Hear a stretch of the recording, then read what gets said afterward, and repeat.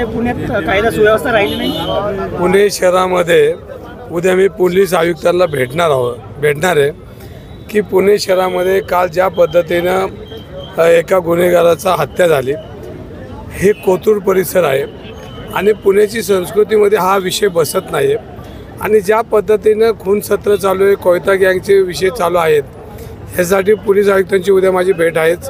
आणि याच्यामध्ये भारतीय जनता पार्टीचे जे प्रमुख त्या ठिकाणी पालकमंत्री आहेत चंद्रकांतदादा पाटील, त्यांच्या मतदारसंघामध्ये ही हत्या घडलेली आहे. आणि कोथरूडमध्ये जी परिस्थिती आज पुणे शहराच्या कोथरूडमध्ये जी परिस्थिती, नागरिक भयभीत आहेत आणि याच्यावर जर ह्या गुन्हेगारांना आळा बसवायचा असेल तर भारतीय जनता पार्टीच्या लोकांनी अशा गुन्हेगारांना राजकीय आश्रय न देता पुणेकरांच्या हिताचं पुणे सुरक्षित राहण्यासाठी काम करावं अशी आमची मागणी आहे. एकीकडे पाहिलं तर अजित पवार, दुसरीकडे चंद्रकांत पाटील एकमेकांना कुठेतरी कमी लेखण्यासाठी किंवा स्वतःचा दबदबा वाढवण्यासाठी पुण्याचं लक्षात दुर्लक्षित होत आहे. पुणे जिल्ह्याचे पालकमंत्री अजितदादा आहेत आणि चंद्रकांतदादा पाटील हे कोल्हापूरवरून पुण्यात आलेत.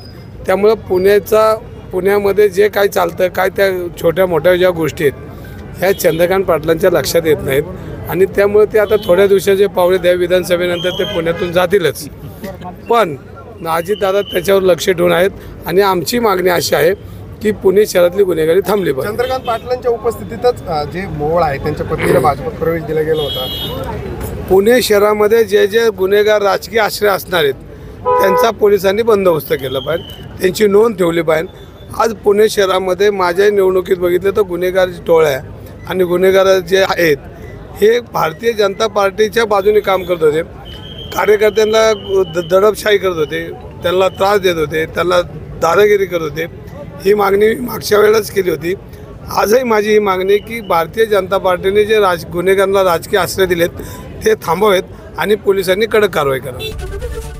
एबीपी माझा, उघडा डोळे बघा नीट.